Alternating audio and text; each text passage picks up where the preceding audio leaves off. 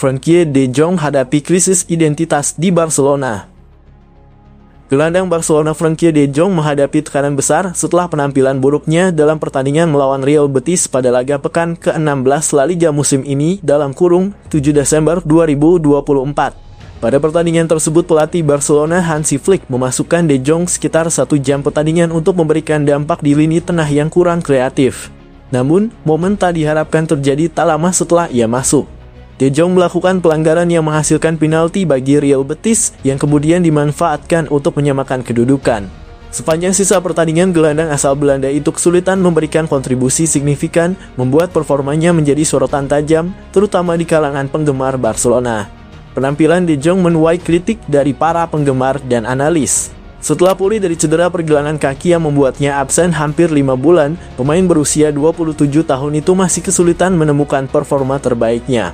Dari 12 penampilan sejauh ini, ia baru mencatatkan total 343 menit bermain dengan beberapa kesalahan yang merugikan tim. Menurut laporan Diario AS, De Jong kini menghadapi semacam krisis identitas.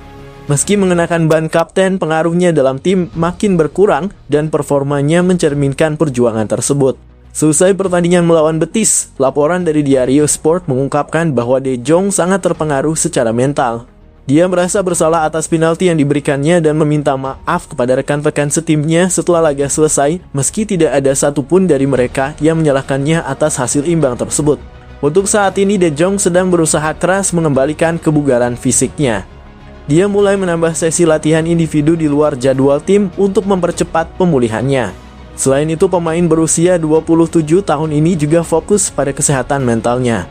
Dengan jadwal berat menanti Barcelona di bulan Desember,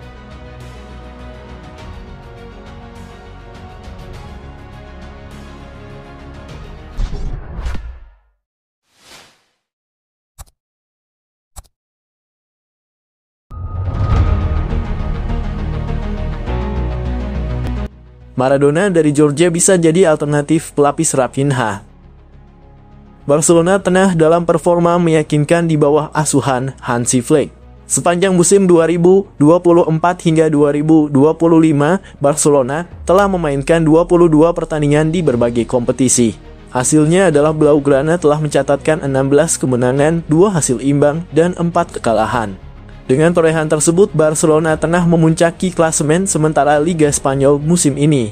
Robert Lewandowski DKK telah mengumpulkan 38 poin dari 17 pertandingan.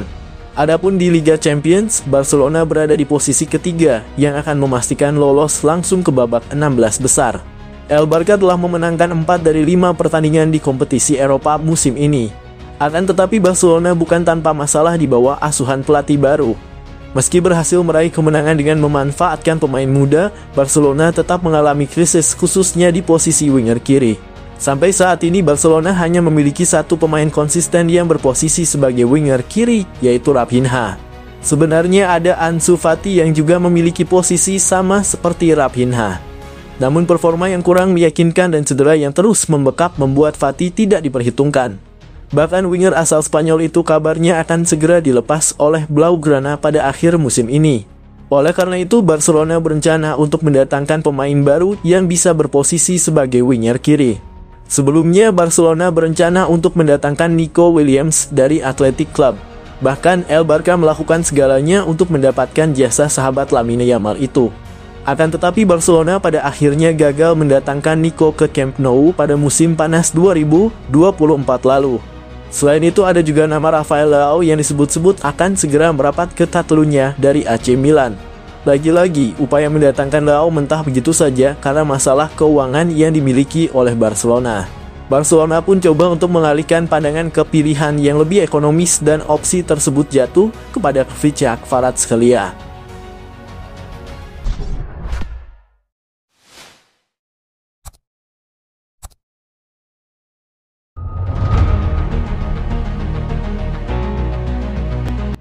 Son Heung-min tawarkan diri ke Barcelona akhir tahun.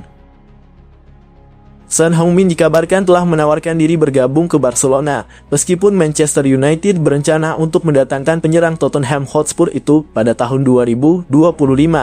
Perpanjang kontrak Son Heung-min hingga kini masih tergantung keputusan Tottenham Hotspur. Pemain timnas Korea Selatan itu menawarkan diri ingin menjadi bagian Barcelona tanpa biaya transfer sepersen pun.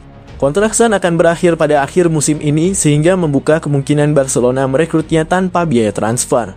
Dikutip El Nacional, kedatangan Son Heung-min di Barcelona akan menjadi hal yang strategis baik dalam urusan olahraga maupun komersial. Dengan kemampuan Son Heung-min bermain di posisi menyerang di Tottenham Hotspur, sang striker akan menyumbangkan gol, kreativitas dan kesegaran di lini depan di mana Robert Lewandowski akan berusia 37 tahun musim panas mendatang. Terlebih lagi, penandatanganan kontrak Son Heung-min akan mewakili dampak media yang belum pernah terjadi sebelumnya, terutama di Asia, di mana pemain asal Korea Selatan ini adalah idola yang tidak perlu diragukan lagi. Pada usia 32 tahun saat ini, Son Heung-min terus menjadi salah satu penyerang terlengkap di kancah sepak bola. Kemampuan penyelesaian akhir, kecepatan 1 lawan 1, dan etos kerja bertahannya menjadikannya profil ideal untuk gaya yang dicari Hansi Flick di Barcelona. Pengalamannya di kompetisi seperti Premier League dan Liga Champions menambah keandalan ekstra bagi tim yang perlu memadukan pemain muda dengan veteran yang andal. Selain itu, keserbagunaan taktisnya akan menjadi kunci untuk memberi istirahat kepada Robert Lewandowski, memungkinkan pemain Polandia itu mempertahankan versi terbaiknya di momen-momen paling menuntut musim ini. Son Heung-min juga bisa menempati posisi sayap, membebaskan pemain muda seperti Lamine Yamal dari beban berlebihan dalam hitungan menit.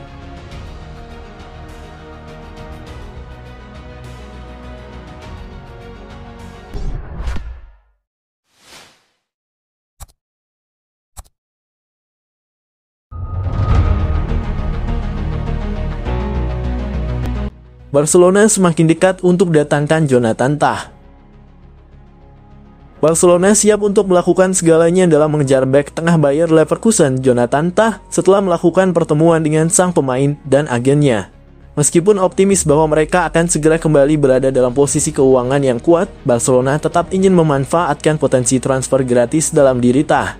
Pemain asal Jerman ini mendekati akhir kontraknya bersama Leverkusen, dan ia telah dikonfirmasi tidak akan menandatangani perpanjangan kontrak dengan klub.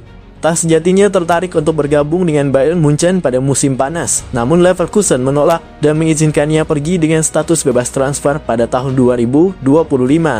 Menurut laporan Gigantes, direktur olahraga Barcelona Deco sudah bertemu dengan Tah dan agennya di Leverkusen untuk mendiskusikan kepindahannya ke Camp Nou pada musim panas, dan semua pihak merasa yakin akan tercapainya kesepakatan.